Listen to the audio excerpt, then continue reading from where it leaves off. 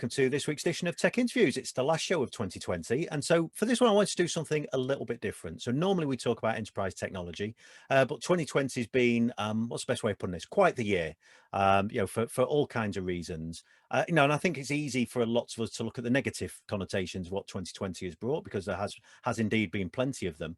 But there's been lots of positives as well. And one of the positives that I've seen, that not necessarily been a technology thing, but on this show, we're going to kind of look at how technology has responded to some of the challenges that we've seen. But one of the real positives that I think we can take from 2020 has been that idea that people in positions of more privileged positions, perhaps, than some of those others in society, how they've seen some of those struggles, how some of the struggles for people who are, less well off, living in more difficult circumstances than probably a lot of people who watch this show. For a lot of people who watch or listen to this show, we work in the technology industry. It's a relatively well-paying industry. I think probably lots of us are relatively comfortable when we look at, certainly some of the poor in society.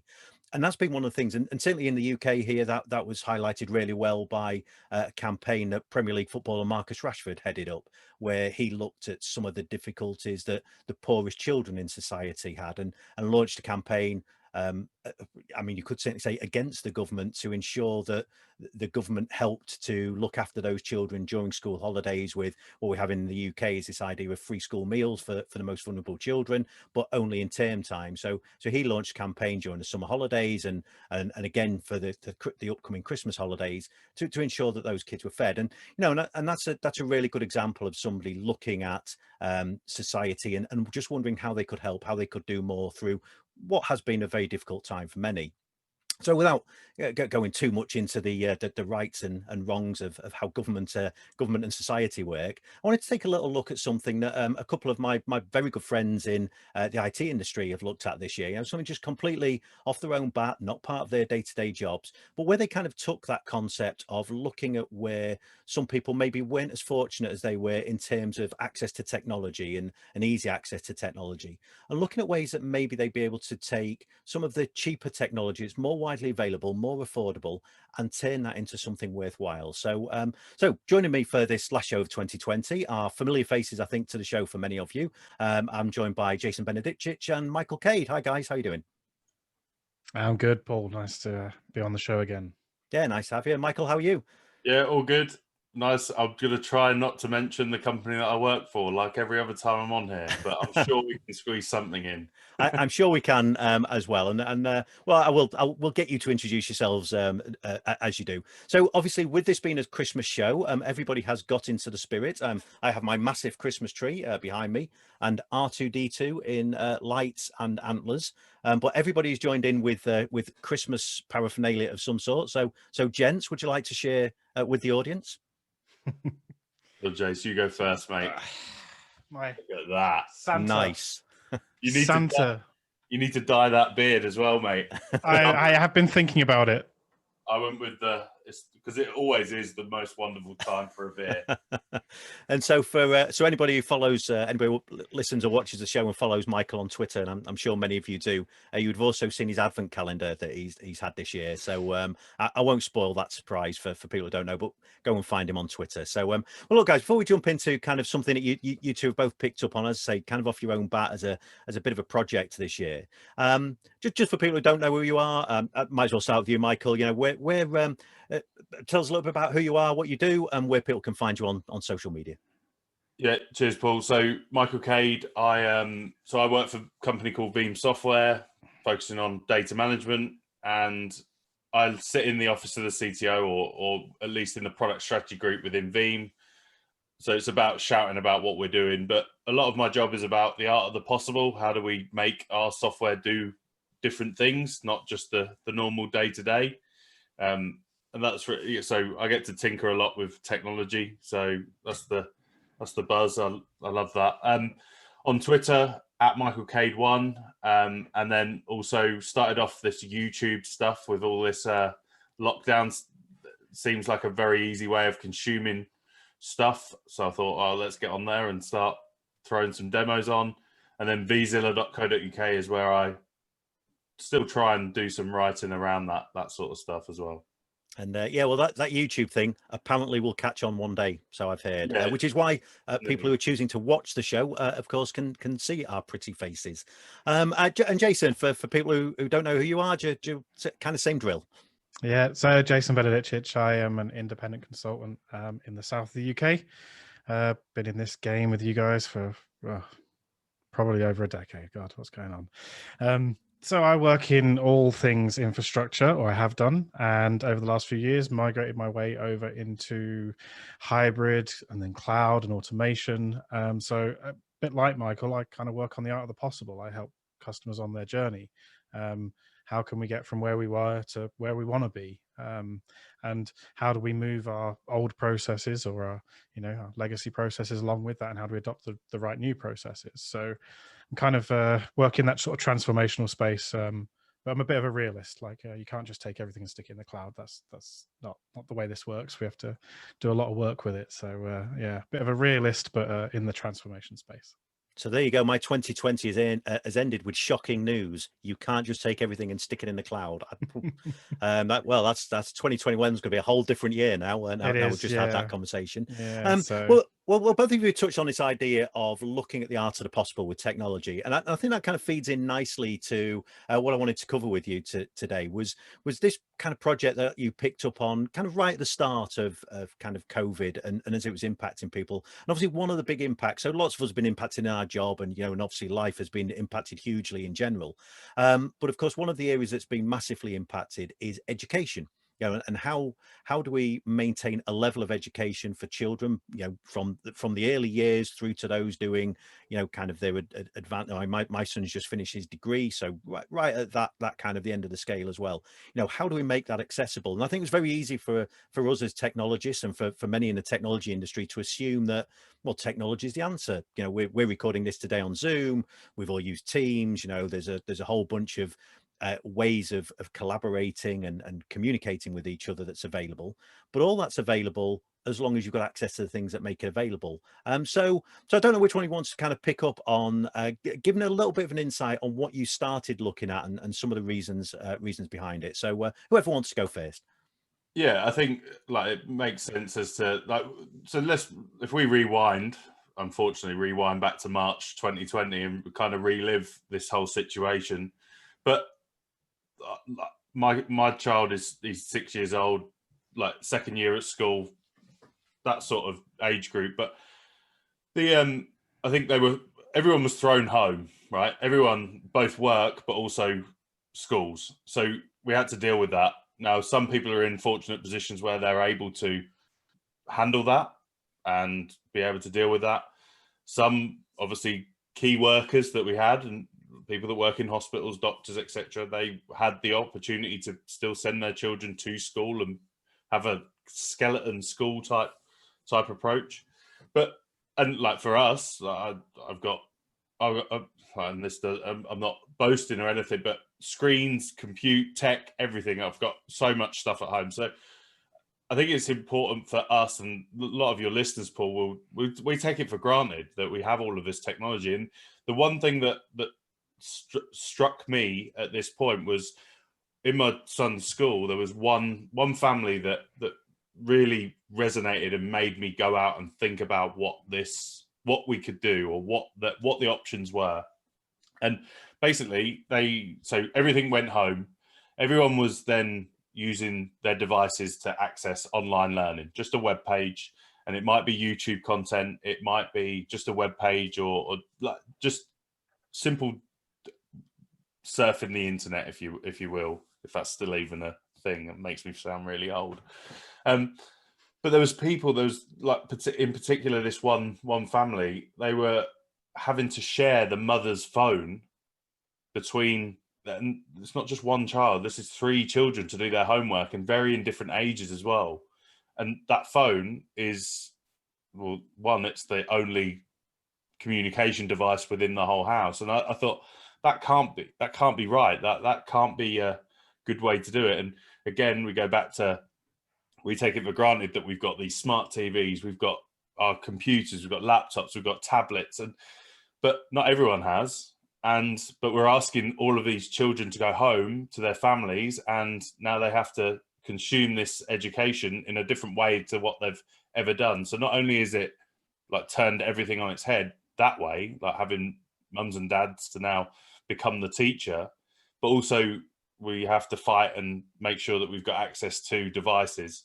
And that really spurred into what first began looking into, well, what technology allows us to simply just consume those web pages in the cheapest possible form with that. And I know a lot of schools out there have, like, there's a lot of tablets and schemes that have gone and they seem to be looking at iPads and the most expensive tablets and technology available. And simply put, like, I know you brushed around the topic of the government, but ultimately, like, because they have no idea either, they don't know what's available.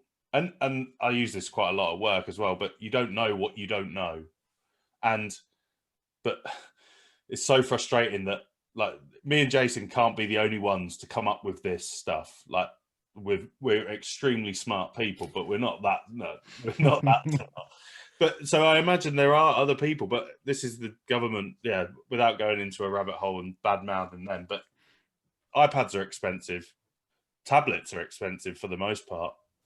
But that's really what led us on to looking into the art of the possible from what we could help those, like what we can help with those families, and whether that's and we'll get into like how we've come up with some stuff, what the plans are around this as well, if we ever do go into another lockdown, school from home type situation. But yeah, that's really the. I mean, just a bit, maybe Jason, just before you jump in, I mean, one of the things that you said in there, and I thought was really interesting, was that, you know, and again, without focusing, let's look at whether kind of, you know, governments around the world, because this is clearly not just a UK problem, although we're obviously all based in the UK, but governments around the world, even the most willing governments, if they wanted to give every child, every school-aged child access to an iPad, it's just untenable for, I would imagine, any government in the world at that kind of cost. You know, and yes, I'm sure you could talk to Apple about bringing the cost down in these kind, but even so, you know, that you're still talking in UK terms, hundreds of pounds per child to give them a device. And that's potentially, particularly as you look at the economic impact of what we've seen this year, that becomes really difficult, even for the most willing of governments to supply it. So I think looking at, like you said, the art of the possible, and looking at, can we make this kind of stuff more accessible, but at a more accessible cost, I think is hugely important. So sorry, Jason, I didn't mean to kind of cut in on you, but I just thought it was an interesting point Michael made. No, it leads in pretty well to sort of where I came in with this. So Michael and I, you know, discussed it a little bit, and we're talking about it, and I'd been having some similar thoughts and discussions, and I have friends all over the world. My son, he's not old enough for school yet, so we've kind of dodged this in our own home, but I have friends all over, and I was watching on a daily basis of some people I know sharing a tablet between 2 or 3 kids at the kitchen table, and, you know, juggling different Zoom sessions, or some of the schools in America where some of my friends' children are, they were giving out Chromebooks or similar type things. Obviously, but this varies school to school, region to region, district to district, and, you know, and budgets are difficult. I mean, schools don't have enough money in this country as it is, and that's a postcode lottery as to where you live as to how much money your school's got, right? And I looked at it and I'm thinking, you know, 200-300 quid Chromebooks or iPads, or, you know, iPads 400-500 quid. I mean, you can't give those to 20 million people in this country. I mean, you just can't. It's an impossible task. And also, as easy as technology is for us, what do you do when your school just gives you a Chromebook? Open it up and, well, what do I do with it if I'm not technology literate? And, you know, I think you touched on it earlier about like the people with that require free school meals or those sorts of things. They are less likely to be technology literate. Sadly, poverty has a compounding effect. It's not, you're not poor for your own choices. You're poor because of the situation you're in. And But being poor doesn't allow you to get out of that situation because you struggle in many ways that all of us take for granted. So, like I said, not being technology literate, and things like that. It's like, so, you know, it needs to be easy. It needs to be straightforward and consumable, and it needs to be cheap, and it needs to be cheap enough that people can step in, be that charities and foundations or schools or whatever else, and they can say, okay, you know, your children have got to learn from home now, and these are the devices. This is a simple set of instructions. Just plug it into your TV, or, you know, or here's a cheap monitor to go with it. And that was kind of where we were talking about, and what we were thinking is like, you know, there needs to be something that's very cheap and mass producible. So cheap to produce, but cheap to purchase and distribute, and all of those things. And it has to be easy to use. So you need to have some, you know, just some very simple instructions, like press a couple of buttons here, log into Zoom, log into the web, that sort of thing. And that's where it kind of started. And I mean, we haven't really talked about what we landed on, but I'll jump in first. And what we found was is that, well, just before you do that, one thing that, and again, I thought it's actually a really interesting point that you talked about there, is that idea of simplicity. You know, and I've done a couple of shows during kind of people's COVID response, and one theme that does come up even in enterprise IT, you know, when we're taking this to another level, aren't we, in all of the things that you've just said. But even in enterprise IT, one of the biggest challenges that enterprises come across is that, you know, if you sent everybody your workforce, have made them distributed, you've sent them all home, not everybody who works in an enterprise is technology literate either. But a lot of our enterprise technology that we expect them to use relies on the fact that it can be supported by people who are. And that's all fine when everybody goes to a handful of offices, and maybe you've got a handful of people, relatively speaking, a small percentage of the workforce work from home. However, when it's everybody, and you're trying to deploy enterprise technology in non-enterprise infrastructure, so, you know, we're taking our laptops home, hooking up to the home Wi-Fi and the home broadband. That's very different from the corporate Wi-Fi for all kinds of reasons. But one of the things that comes up all of the time is, how do you support this and how do you make it easy? Because actually, enterprise technology is not designed to be easy. It's designed to be installed and managed by IT professionals. And the world that we now live in is not necessarily going to be able to support that. And actually, I think the challenge that you two kind of took on was, that's not the, you know, we're stepping outside of enterprise IT and saying, how do you deal with that problem in all kinds of other scenarios? So but yeah, so Jason, as you was kind of going to touch on the, you know, the kinds of technologies that are out there that can maybe help with this problem. Yeah. So I have loads of these devices kicking around. The Raspberry Pi. Since the Raspberry Pi 4 came out beginning of the year, I believe. Can't quite remember. But we also have got quite a lot of different versions of them now. 4 gig, 8 gig. I mean, they're really powerful, relatively cheap. They're not, you know, they're still 60 quid, something like that. You get a whole kit for under 100. And that was kind of our price point that we were talking about, is like, what could you get for under 100 quid that would do the things you needed it to do? And the Raspberry Pi fits the bill from a hardware perspective, and from a cost perspective. What I found as well, was that it didn't necessarily meet the simplicity perspective yet. And that's one of the things I started to look at, was how do we make this a bit easier to consume? And I'm still working on this. It's still, you know, one of the things that I think it's always been focused on being a tool for learning to code, learning to develop. I mean, there's a lot of collateral around using the Raspberry Pi. The Raspberry Pi Foundation themselves write a lot of collateral on coding and learning to be a developer and that. But it's like, well, actually, what if I wanted this to be my daily driver device that a child could learn from? You know, what do I need to do that? And that's the sort of things that I've been doing with that. And I'm sure Michael's got something to add to what he's been doing on this as well. So, yeah, exactly that. I think the key part to everything that we started off with the Raspberry Pi, and there's other small devices around there, like, so I'll name drop, like the Amazon Fire Kindle was actually, I had one of those that I used to use on those big tin things that we used to fly places in. Used to use that on when I was traveling. That was what I gave to this family and just said, look, that's going to be better than you sharing that one phone between the whole family. Like, here's a tablet, and then I know other families also gave devices in.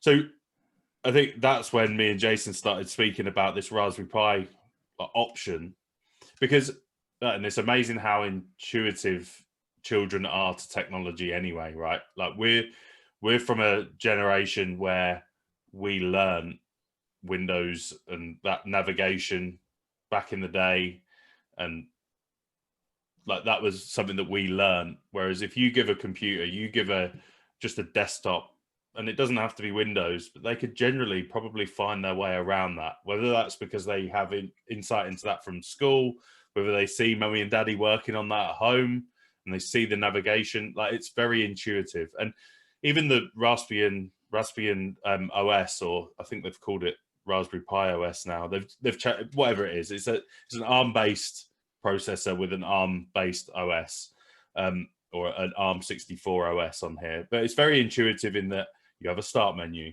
The start menu contains programs, and it contains web browsers. So that's literally what a 6-year-old wants to find, especially and this isn't just education, right? This is, how do they consume cartoons? How do they consume their YouTube stuff that they want to watch? I know in fact, I know that Jason will agree here, is that me and him have pretty much lived on YouTube, just watching and learning stuff. That's ultimately where I first go now to find anything out, whether it's from a gaming point of view, whether it's from a work point of view. That's really the uptick in YouTube. And you can get to that from a web browser, and I pretty much can guarantee any 6-year-old, especially in the UK, obviously it varies across the world with different insight into that, but a 6-year-old will be able to find the web browser, and they'll be able to find YouTube as well, probably. And so the little Raspberry Pi is really where we first started, and this is a Model 3, I think, because it still has the full HDMI, which is perfect, because if you look at most computers or PC setups, laptops, whatever, the most expensive part of that potentially is going to be the screen. But with new TVs, or TVs for the last, a 10-year-old TV is likely to have HDMI in. I would say, and there's not all of them, and this might be a smaller number of households, they might not have even a TV to be able to watch TV, right? Or people make that choice. That's fine. There's other options there as well. I've blogged about what options are out there, just small screens, basically. But the good thing about the Raspberry Pi having a HDMI connection is that, well, I just need a cable, and the cable then gets plugged into my TV or TVs within the house. So take that family that there's three kids in that family. One of them's got a tablet, but they've all got TVs in their rooms, whether that's consoles or whether that's for just watching TV. We could take this little box that costs £33 on Pi Hut at the moment, but obviously that's a rough guess on how much that costs. With a HDMI cable, a keyboard and a mouse, we've now got fair to say that this is a better computer than what my first computer was. There's more memory in this than a lot more memory in this than my first computer, and a lot more CPU and power from that point of view as well. There's definitely more memory in that than there was in my first computer, I can tell you. Your Etch-a-Sketch. Yeah. But I think that goes down to the simplicity. All we need to do, so the operating system runs on an SD card. SD cards are very, within that pack that Jason touched on, they're already pre-installed, so you don't need a computer to be able to load that. But the whole premise of these, like Jason said, they were all really to learn how to code, whether that's for using Python or using some sort of coding, learning code, basically, is the premise. And if you look at the Pi Foundation, who are brilliant at content, it's all really focused around coding. Whereas we thought, well, actually, what else could this do? And if you look at those web browsers that we touched on, I think the one that my son uses is something called Purple Mash, which is a website. You go to it, you can get onto it here. Now, there are some limitations in here, and that's where Jason was touching on, things like Zoom and other areas, because there's no camera or audio. Like there is audio, there's an audio jack in there, but there's a few limitations that stop us doing that collaborative way of doing it. But ultimately, it's a very cheap way of having another device, or leverage the TV as a device. And I think that's really then fast forward to like around that August timeframe, maybe even September, and Raspberry Pi keep on like they're doing great things, right? There's this is I think this is a 3, or maybe even it's a 3 because of the HDMI. Connects Wi-Fi built in, so anyone at home that's got Wi-Fi, it's all built in. You don't have to buy additional adapters like you did back in the day with these. But then they keep on developing what they're doing, kind of without even probably maybe even knowing about this potential, because they're again focused on the coding, focused on the home automation space. Like us, we're tinkerers of tech, right? I use this as a retro way of being able to run old emulators. I've got one down there. I know between me and Jason, I reckon we've probably got 10, 15 Pis doing various different things. I've got a project where I've got a Pi Zero, which is an 1 by 2 inch board that it plugs into the back of a screen and it displays hardware monitoring. And then again, there's a screen option. If you need a screen, it's a touch screen. There's just endless amounts of projects that you could run. So can I ask then, and I don't know who wants to pick this up, but while you talk, while you're talking about those devices, I think there's two things that stand out to me. One, absolutely, they're affordable, come in lots and lots of different formats, and can be used for lots of different things. But as you're saying, that obviously the Pi Foundation, Raspberry Pi Foundation, is focused on that kind of coding, and that's what they develop those platforms for, and that's great, because the idea, of course, with that was to allow people to learn to code on affordable devices. That's exactly what they set out to do. Yeah. Because one of the things, and Jason kind of touched on this, and does have in one of his blog, and I'll link to the blogs that you guys wrote about this, obviously, in the show notes. But one of the things he touched on in there was about some of the challenges around kind of using these in the enterprise. So things like Zoom didn't particularly work on these platforms. So maybe we turn this around just for a second, and I'm kind of aware of the time, and I guess we'll need to wrap up soon. But and I think we could talk about this for hours, but let's face it, everybody's going to have turned off, aren't they, by then? But one of the things, do you think this is something that enterprise tech companies need to rethink about the way that people are going to be accessing technology? To stop thinking so much about the only way people are accessing technology is a laptop or a Mac or an iPad or a smartphone, and actually there's these other devices, and if you're a Microsoft or an Amazon or anybody else, you're going to need to rethink about the way that we allow people to consume technology, and start to rethink about the way that we deliver information and deliver applications. So, is that do you see that as actually the bigger challenge for technology companies, because we've already got somebody like a kind of Raspberry Pi Foundation are already generating the kind of devices we need? Is the bigger challenge how we get the right kind of thing onto these devices? So I'm going to take this one, because actually, over the journey of this, a few things have happened that changed the way I thought about it. Initially, when I was looking at Zoom, so Zoom's a really good example. There isn't an ARM native Zoom client for whatever reason. However, there are iOS-based ones, right? And there's a Chrome-based one, but you couldn't run the Chrome app because of some native libraries that aren't compiled for ARM64 and ARMHF. So we went around a few different things. I eventually managed to get it working, but it was way too complicated that I could give any instructions out to anyone. And then Apple come along and they launch their Apple M1 series. So they had announced it earlier in the year. They said they were going to move off of Intel chips in the Mac range and to their own Apple Silicon. And for those that don't know, Apple Silicon is based on ARM instruction set. They do all the designs and they do all of the work behind it, but it's based on the ARM instruction set. Them taking that leap and forcing the Mac ecosystem into that instruction set could be the most pivotal point of all of this journey. People will now have to start making native apps that run the ARM instruction set. So I fully expect to see a Zoom client, not just a ported iOS client, because that's what you could do. I fully expect to see a full Zoom client that is compiled for ARM64. And we've already seen it in the demos from Apple. Microsoft have Office for ARM for even in the Surface X. They've changed this on its head. ARM was the instruction set we needed for low power, low cost devices. But there's never been a compelling event to force developers to take anything other than x86. And Apple came in and said, you're going to do it because we're doing it anyway. We'll do it without you. So if you want to come along for the journey, get developing. And I think this is probably the big catalyst. I think that's going to help. I think we'll end up with more native applications. We may well end up with, because Apple do a lot with open source as well.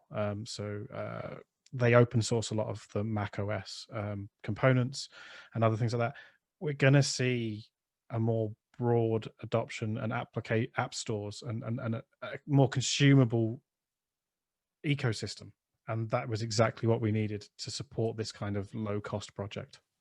So do you think kind of as a consequence of something else that actually will start to see the kind of shift in technology that, you two, and I said this in the introduction, this is something that you've just done outside of work. You didn't have this is not a work project. This is just something that you've picked up on, and Michael was sharing before, kind of one of the things that inspired him was to kind of see, without embarrassing him, we talked about this before he started recording, he lives in an area that is, relatively well off, let's call it that.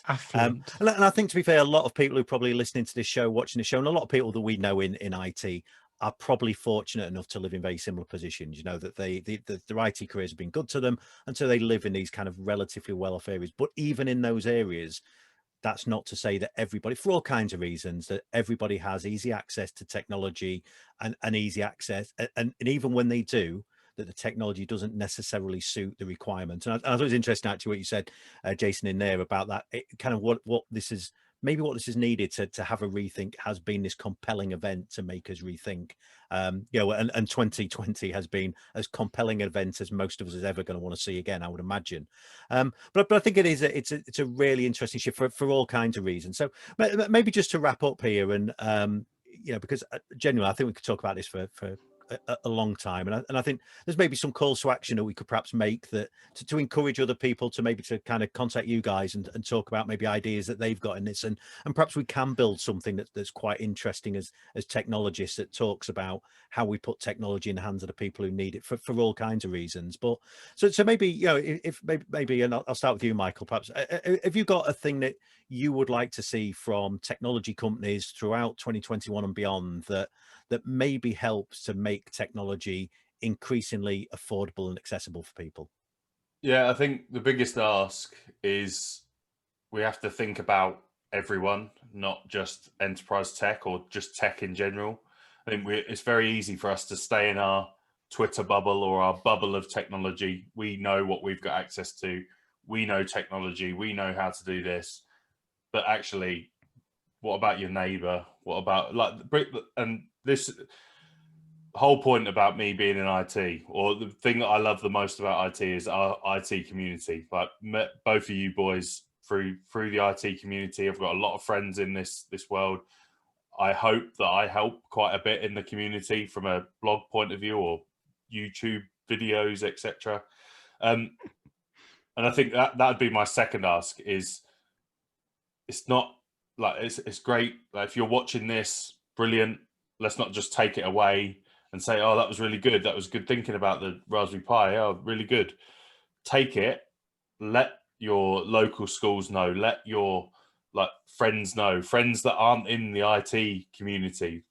Friends that are, that'd be my biggest ask. Is that one of the things that, and I'm sure Jason will touch on, like the ask around how else we can do stuff here. But if people don't know what they don't know. If schools, if the head teacher of your children's school don't know about this Pi, they're potentially going to just go, "Oh, iPads for everyone. You have an iPad. You have an iPad," and they blow their budget and stop other things, stop kids having the opportunity to do other things when they could potentially take a £600 iPad and let's like get down to a £100 offering, a £100 package that really allows us to do the same, if not more. And exactly what Jason touched on around this ecosystem is going to massively blow up over the next 12 to 18 months. And yeah, okay, this will be a distant memory, this whole pandemic, hopefully, and we won't have to worry about it. But this is not going away. And this device, this gap, this void, whatever you want to call it, that doesn't go away either. And yeah, I think we need to look out for each other as we go into 2021 and we potentially get out of this pandemic and potentially into another hole that we need to fix as well, without preaching too much. But and then the final thing that we didn't get a chance to really touch on was then Raspberry Pi released this new product as well, which, so I mentioned around, so that small little box, you need to bring your own keyboard, bring your own mouse, bring your own TV or screen. But whereas this changes it up again, and this is still at the £100 price point. We think we were having a conversation about it, but what this allows us to do is actually, this contains the contents of the Raspberry Pi. So it has all the I/O on the back, but it's your keyboard, it has a mouse inside. So all you now need is the power cable and the HDMI. And you just buy that. That's a package that will have everything as the SD card already preloaded. Install that in your TV, then you've got a device. You know, that I'm a bit older than Michael, probably a bit younger than Stringy, but we'll see. Actually really reminiscent really reminiscent of where I started with computers in the Atari and Spectrum age and those sorts of things, where we had everything was built into the keyboard itself and you plugged it into a TV. I had a Commodore 64. When you were, what, 10? It was old. I think it was my dad's or something. Right, okay. But yeah, so I mean, we've kind of gone full cycle back to like the keyboard. The whole thing is the computer. It's a great idea. I think it's really accessible. So reminiscent of that, and that's why I really loved it. I went out and bought one the day they got announced, because I'm quite lucky enough to have a Pi store here in Cambridge, because where the Pi Foundation's based. So we have the first retail store. So yeah, it's I was lucky to go out and get one straight away. Yeah, I so wish I had a local Pi store as well. I don't mind if they sell technology. I just like a pie. Anyway, as if nobody's cracked that joke before. So guys, look, we've kind of come to the end of our time here. You know, it's nearly 2021. We've talked for we did a lot of talking before we started recording. But gents, look, I think, you know, this for me is a really nice way to end the year. I think, you know, it's been say 2020's had lots and lots of challenges, and I think there's lots of negatives that we could all focus on from 2020, but I think there's been lots and lots of positives, particularly something that you both touched on, this idea of looking after others in the community, recognizing, you know, I think taking a skill set, you know, and a skill set you two clearly have, you know, taking a skill set which is an intelligence around technology and a desire to, I think Michael used a phrase before, tinker with technology, but not just for the sake of tinkering with technology, but looking at how could I take technology and do something interesting with it and do something better. And I think that aligned to the idea that, you know, you've quite clearly both got kind of a social conscience that's saying, how can I look at people who are not as fortunate as I am, you know, not in the position I am. Now, Jason, you made a great point earlier on that lots of times they're not in that position through choice, they're in that position through circumstance, and circumstances beyond their control. You know, so how do we look at trying to bridge that gap? How do we look at helping people in those positions? And this is not just the poorest in society, this is anybody where you see that you might be able to help them with a skill set you've got.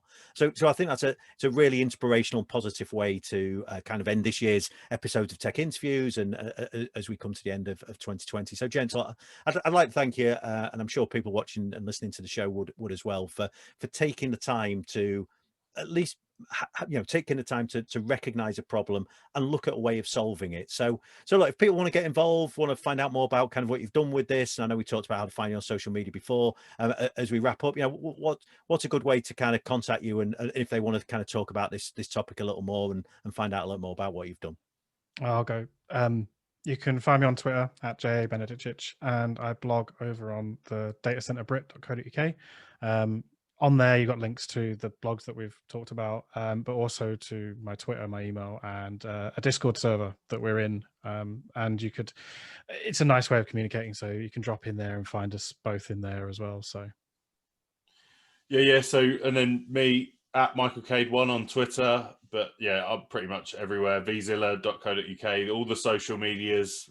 vzilla.co.uk have links to all of the sites. There's this old thing called email as well. You can get me on there. Yeah, you should be able to find me. If not, in the comments down below, and Stringy will hook us up with the questions. And so actually just one last question for you. I know we said we wouldn't talk about Veeam, but I'm just interested in 2021. Is there going to be a Veeam agent for Etch-a-Sketch? So we'll be able to back my data up on that.